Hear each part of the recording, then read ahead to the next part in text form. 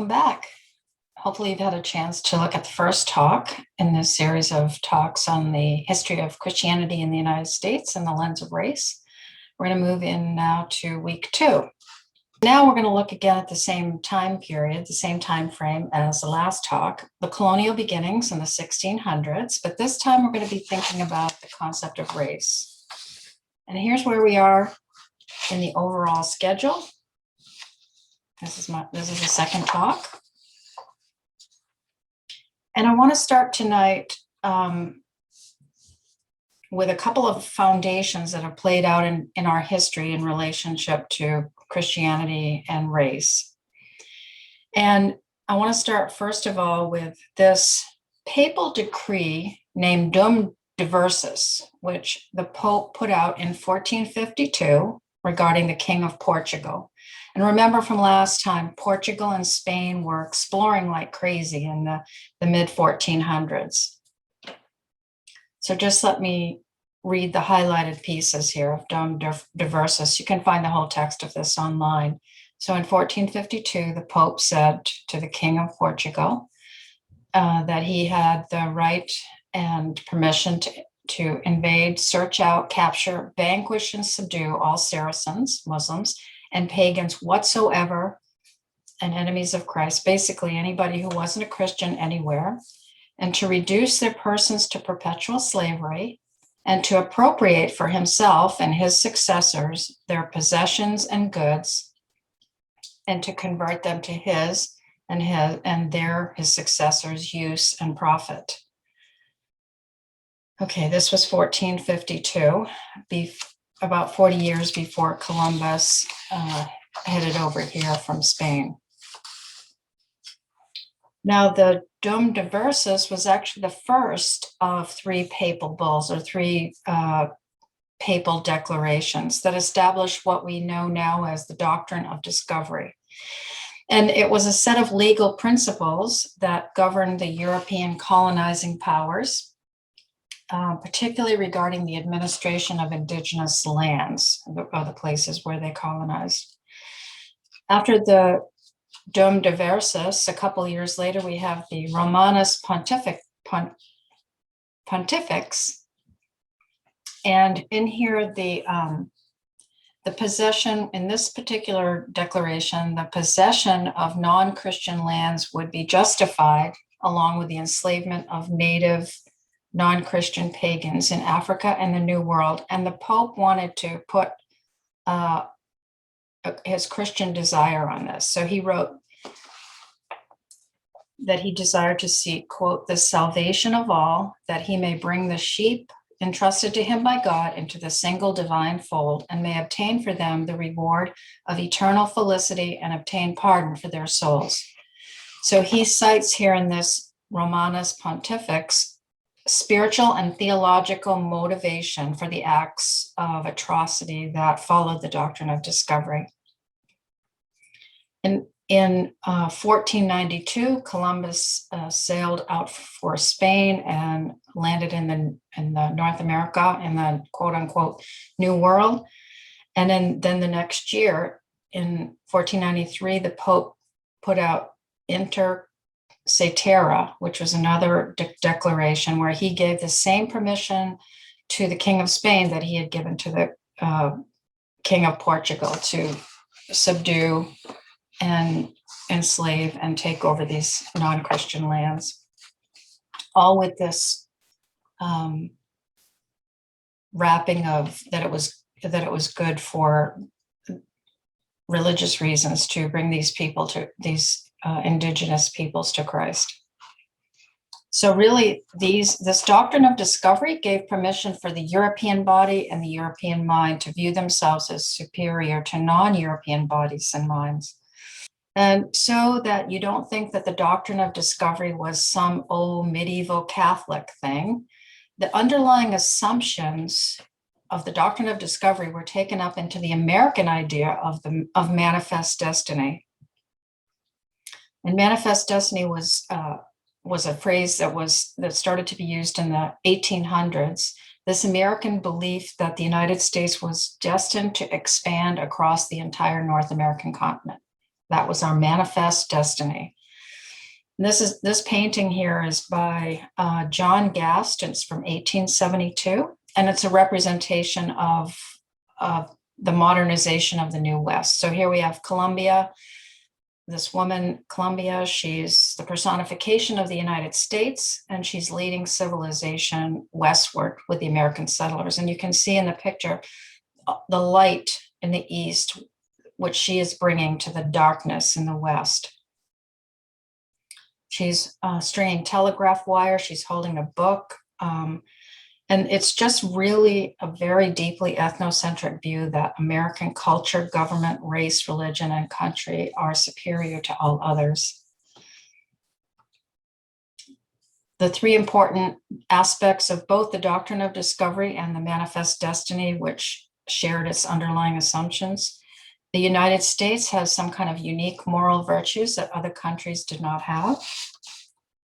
The United States has a mission to redeem the world by spreading Republican government. And I don't mean Republican Party, I mean Republican type of government of citizen of, or a government of citizens as opposed to a king.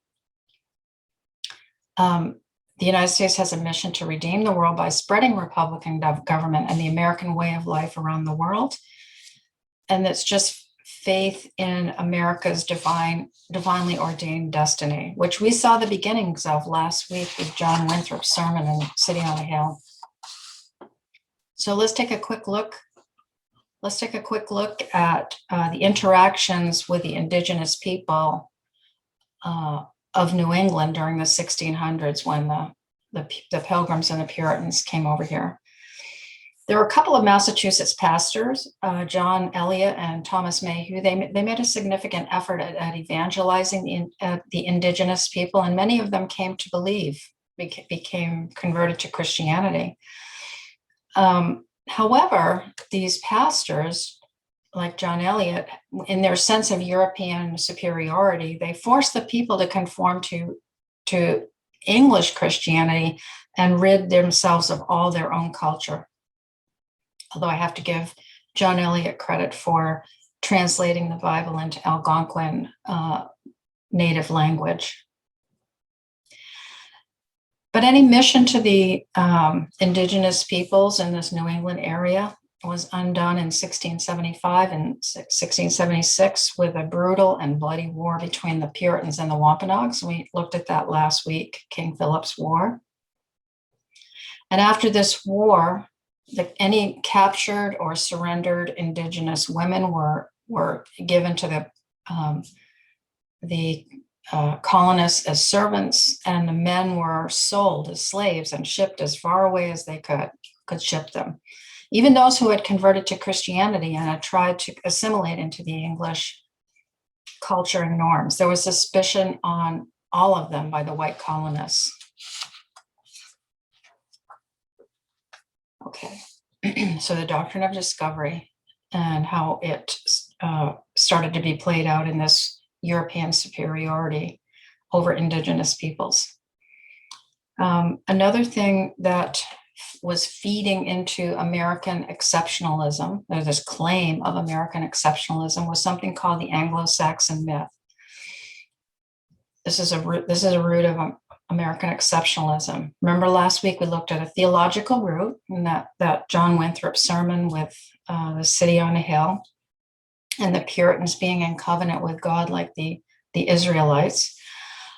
Well, we also have this Anglo-Saxon myth as another root, more of an ethnic root.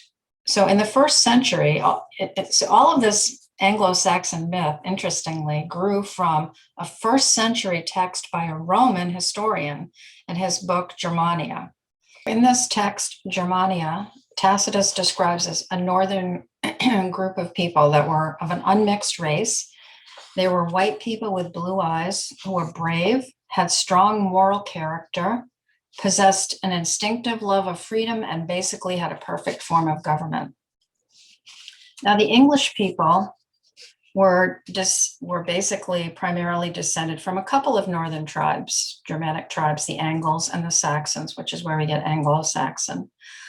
But in the 1600s, they started to claim for themselves this idea that they were direct descendants from the people that Tacitus was describing. The Puritans saw themselves as this people of pure faith who would uphold the purity of the Anglo-Saxon lineage and religion and way of life and government and morals, etc. And they brought this to America. A self-perception of an exceptional people endowed by their creator to be a chosen people with a promised land to claim. And I want to share the exact words of some Puritans, some founding fathers, some Christian clergy, so you can see it for yourself. This Anglo-Saxon myth, this feeding into American exceptionalism in the 1600s, in the very beginning of our country. So important to go back to the primary sources. So first of all, let's start with Cotton Mather. So Cotton Mather was a great Puritan. He was one of amongst the earliest groups that came over here. He was a great Puritan leader, a minister, preacher. And this is from Stamped from the Beginning, the book Stamped from the Beginning. During America's first century, racist theological ideas were absolutely critical to sanctioning the growth of American slavery and making it acceptable to the Christian churches. These ideas were featured in the sermons of early America's greatest preacher and intellectual, Boston Divine Mather. Cotton Mather preached racial inequality in body while insisting that the dark souls of enslaved Africans would become white when they became Christians. This is Benjamin Franklin. He wasn't a Christian, but we all know who Benjamin Franklin is and how important he was in the founding of our country. In 1775, he wrote this in an essay, which leads me to add one remark, that the number of purely white people in the world is proportionately very small. All Africa is black and tawny, Asia chiefly tawny. America, exclusive of the newcomers, is wholly so purely white. I could wish their numbers increased. And while we are scouring our planet by clearing America of woods, an interesting perspective, and so making this side of our globe reflect a better light to the inhabitants of Mars and Venus, why should we, in the sight of superior beings, darken its people? Why increase the sons of Africa by planting them in America, where we have so far an opportunity by excluding all black and tawnies of increasing the lovely white? This is a quote from a letter that John Adams wrote to his wife. Again, not really an Orthodox Christian, but again, a very important part of our founding psyche. John Adams is describing to his wife Thomas Jefferson's proposed seal for America back in 1776. And he wrote, Mr. Jefferson proposed, the children of Israel in the wilderness, led by a cloud by day and a pillar of fire by night. So we've got here the theological root of American exceptionalism with their identity with Israel. And on the other side, Hengist and Horsa, the Saxon chiefs, from whom we claim the honor of being descended, and whose political principles and form of government we have assumed. Okay, right there, the ethnic and the theological roots of American exceptionalism. Here's a Unitarian preacher, Theodore Parker, from the 1800s. He wrote, the Caucasian differs from all other races. He is humane, he is civilized and progressive. The Caucasian has often been the master of other races, never their slave. He points out that Americans were Anglo-Saxon, and he counted Anglo-Saxons as Caucasians best. And he wrote, the Anglo-Saxon is a good hardy stock for national welfare to grow on. Human nature had never anything so good for popular liberty to be grafted into. And another clergyman, an Episcopal bishop, John Hopkins, also in the 1800s. Where then, I ask, did the authors of the Declaration of Independence find their warrant for such statements? All men are created equal and endowed with unalienable rights. To estimate and write the vast diversity among the races of mankind, we may begin with our own, the highly privileged Anglo-Saxon, which now stands at the head, although our ancestors were heathen barbarians only 2,000 years ago. Anglo-Saxon now stands at the head. From this, we may go down the descending scale through the Turks, the Abyssinians, the Africans. And how is it possible to imagine that God has made them all equal? The facts rather establish the very contrary. And this idea of this notion of Anglo-Saxon superiority has not gone away. This is something I found last week. April 13th, I read from a proposed American First Caucus that some politicians were proposing kicking off. And I read their document, their manifesto, so to speak, and I pulled out these couple of quotes. America is a nation with a border and a culture strengthened by a common respect for uniquely Anglo-Saxon political traditions. And then in this next quote, they refer to the aesthetic, the infrastructure that they were going to work for that would have aesthetic value that befits the progeny of European architecture. Beautiful, befitting a world power and source of freedom. The lawmakers who proposed this backed down after a wave of criticism from both Republican and Democrats. But it circles right back to the 1600s and the Christian British colonists that brought this to our shores day one, and it hasn't gone away. And one other thing, looking at the opposite aspect, we think about how they viewed themselves as Anglo-Saxons, but how they viewed African Americans, or they weren't African Americans, there was no America, but how they viewed Black people. And there was this deeply rooted idea among them back then that Black people have been cursed since the times that we read about in Genesis. And there was this myth that dark-skinned people were all cursed sons of Ham. And in Genesis 9, we read about Noah and after the flood, and he's waking up from drinking wine, and he finds out what his youngest son has done to him. And he says, "Cursed be Canaan," who was a son of Ham. "Cursed be Canaan, the lowest of slaves shall he be to his brothers." And they considered Japheth, the three sons of Noah. Japheth was the ancestor of whites and Europeans. Shem was the ancestor of Jews and Arabs, the Semitic people, and Ham was the ancestor of the Blacks. And so these are a couple of quotes from ministers. First one, a Methodist minister, and these are back in the early days of the colonies, not as far back as the 1600s. I'll make that clear, but early in our country. Japheth alone received Christianity.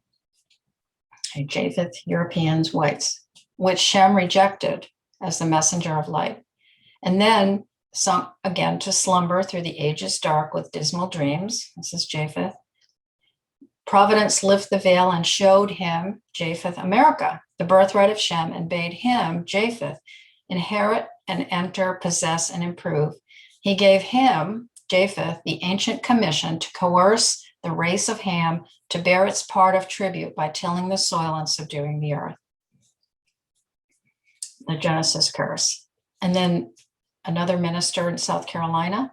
The Declaration of the 4th of July belongs exclusively to the white population of the United States. The American Revolution was a family quarrel among whites. In this, the Negro had no concern. Their condition remained and must remain unchanged. So I just want to note that before there were any Africans in the English colonies, Virginia and New England, the Europeans had been transporting enslaved Africans to America for over 100 years, bringing them to Haiti and Jamaica and Brazil to work as slaves in the production of rice and coffee and sugarcane. So that had been going on for 100 years. In 1620, remember from last last time, the Mayflower ship arrived from England on the shores of Massachusetts. And it has been called one of the most important ships in American history. And we even have wrapped a national holiday around it, the Pilgrim story and the Mayflower. It has this mythic place in our American narrative. But a year before 1620 and 1619, before the Mayflower, another ship dropped ore on the eastern shores of North America, and its name was the White Lion. It would also become one of the most important ships in American history, but it's in the back alley of our history. It's kind of been expunged from our collective memory. This ship, the White Lion, landed in Virginia, and on the cargo manifest, along with everything else, it had written 20 and odd Negroes. The ship was manned by criminal English marauders, pirates, and they had pirated a ship of slaves that had been headed to the Caribbean, to the Spanish colonies, and they had stolen black bodies from that ship that they pirated. And they sold these 20 or 30 Angolans to Virginia colonists for some food and supplies. And these Angolans embarked not as people, but as property. They embarked from the White Lion as property, sold to white colonists who were just beginning themselves to birth this idea of democracy for themselves. And this began a 400-year struggle between two opposing ideas that have been foundational to America: democracy and slavery. And where was the Christian church? What was the Christian church, the Christian individuals' response to this, to what was starting here in 1619 in what would become the United States? So let's go to the Puritans. In 1641, so 11 years after the first Puritans came to these shores, the Puritans made laws around slavery. They codified it.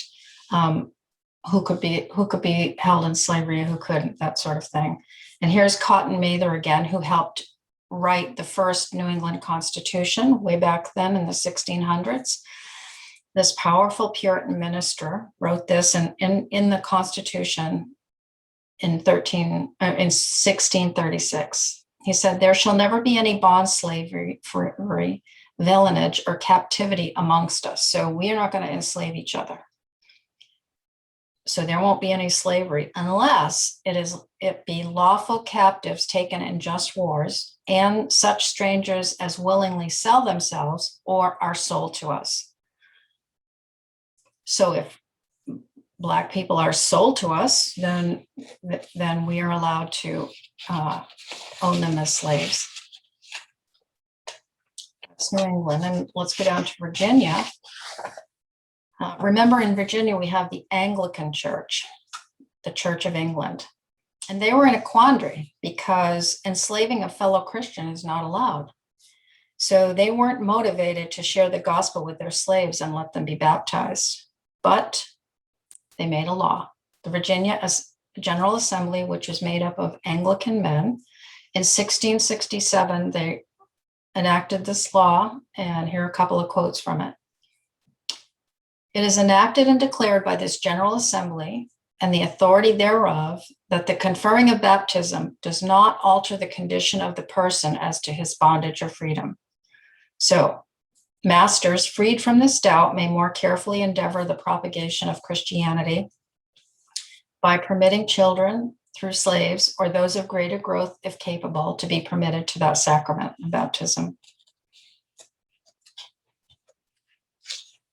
So basically saying, by law, these Anglican men were saying, if we can baptize them, we can allow them to be converted, we can baptize them, because it won't do a darn thing about their status as as slaves.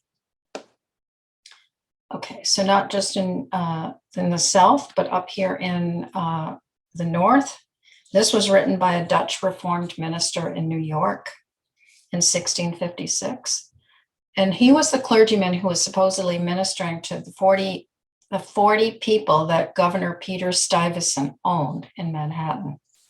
And he wrote, "The Negroes occasionally request that we should baptize their children, but we have refused to do so, partly on account of their lack of knowledge and of faith, and partly because of the worldly and perverse aims on the part of said Negroes. They wanted nothing else than to deliver their children bodily from slavery without striving for piety and Christian virtues."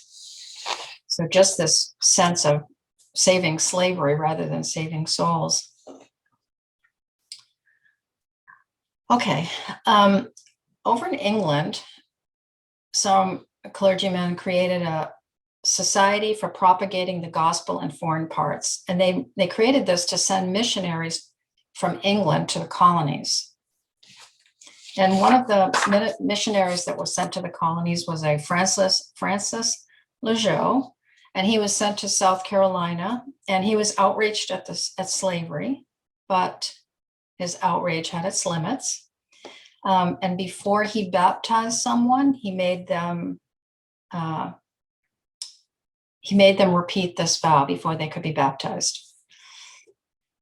They needed to say, they needed to vow this: "You declare in the presence of God and before this congregation that you do not ask for holy baptism out of any design to free yourself from the duty and obligation you owe to your master while you live, but merely for the good of your soul and to partake of the grace and blessings promised to the members of the Church of Jesus Christ."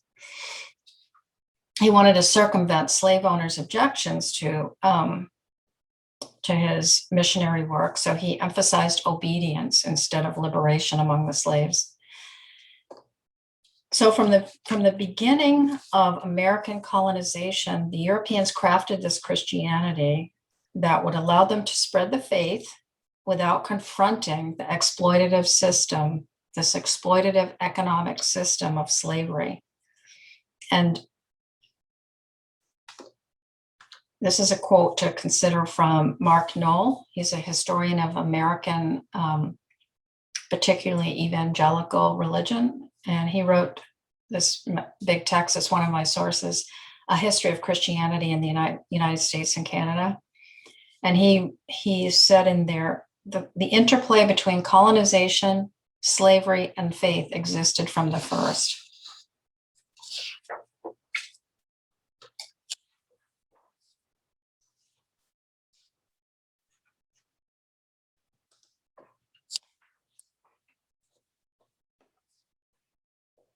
John Newton was an Englishman, and he was the one who wrote the hymn we all love so much, Amazing Grace. John Newton, his career, his trade, his work was a captain of a slave ship.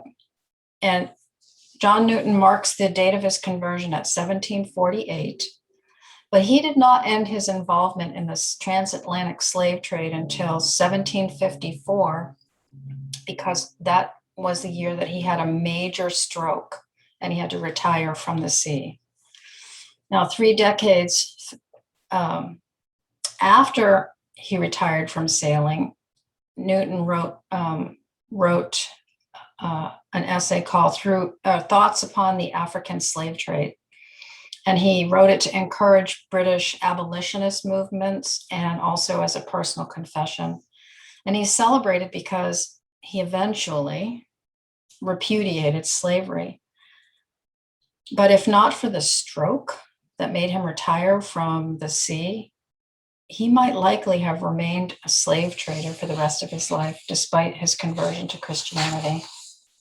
Just conjecture, but he had a stroke, and maybe it was providential, and God had other plans for John Newton. There were some faint protests against slavery from Christians in the 1600s. I don't want to neglect that, but it just wasn't strong enough to confront it and end it or stop it from taking off. And Cotton Mather, again, he wrote this tract, The Negro Christianized. He defended the essential humanity of Blacks, but he was not prepared to attack their systemic enslavement. So he went one step further than some people who just denied their essential humanity. In 1688, the German Quakers in Pennsylvania wrote the first petition against slavery that was ever drafted by a religious group in the English colonies. This is them on the right, the German Quakers in Pennsylvania. And they based their argument on a humanitarian principle that Blacks are first and foremost human beings, not saleable animals for toil and labor. And then in the middle here, we have the Selling of Joseph, which was the earliest anti-slavery tract published in 1700 in the form of a sermon by a man named Samuel Sewall, who was from Massachusetts. And Sewall had seen the ships laden down with human souls and the hundreds of lives bought and sold in Boston Harbor. And he used the story of Joseph being sold into slavery by his brothers as his foundation for his anti-slavery message. And he wrote, "All men, as are the sons of Adam, are co-heirs and have equal right unto liberty and all other outward comforts of life." But these protests actually changed very little. Very few people at this time actually changed their minds or changed their path away from complicity with slavery and racism. And the question we ask ourselves is, what do you believe kept them in that system of dehumanization? And for myself, I think it's possibly two things that kept them from being convinced. One was this Anglo-Saxon myth and the Genesis curse combination, that they were blind and believed that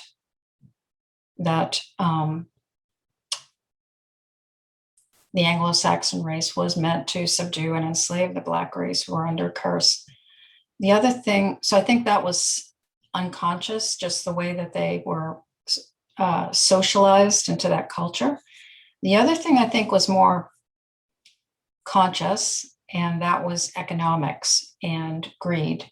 And that with slavery, they were getting labor for nothing. And can you imagine that today, if you own a business and you can have and have to pay nothing for labor, how much profit you would make? So subconscious or unconscious conditioning of their superiority and conscious economic factors and greed. And I want to close out this lecture with a few quick stories which illustrate how race began to be made, this division between white and Blacks, even among poor or indentured or bonded white men and women. So first of all, Hugh Davis was a white man. In 1630, he was punished by the Virginia Colonial Court, and he was ordered whipped for sleeping with a Black woman. And he was whipped in front of an assembled group of Blacks and whites to show everyone what the punishment would be for, quote, unquote, abusing himself to the dishonor of God and shame of Christians by defiling his body in line with a Negro. I'm talking about the creation of race, the division of Black and white.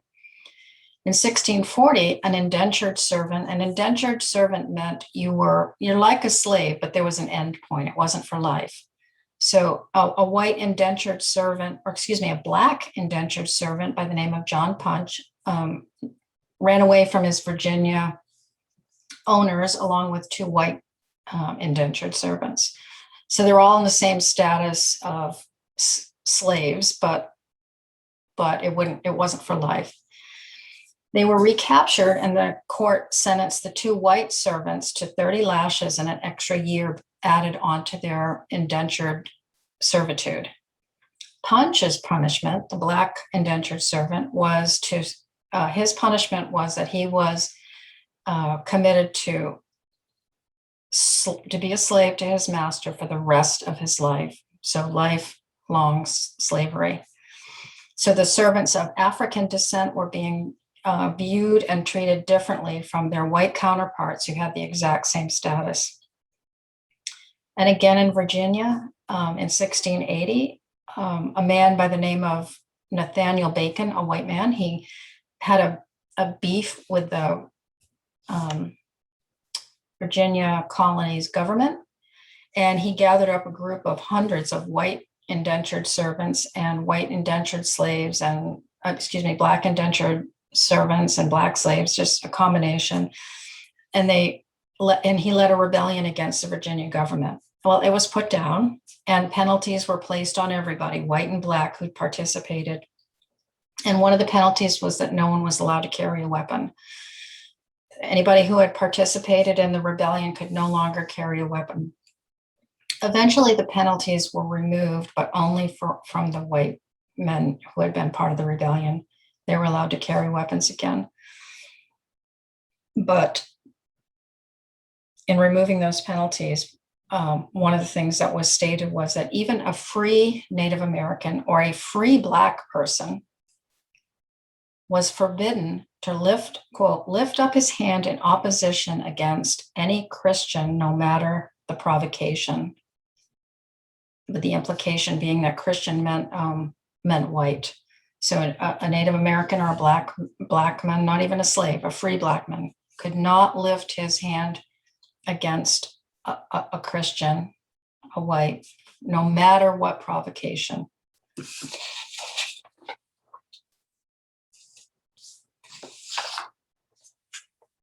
Some heavy stuff tonight. Next time, we're going to look at the 1700s moving forward, and we're going to look at a period of Americanization that happened through a combination of revival, Christian revival, and the revolution, the American War for Independence. See you next time.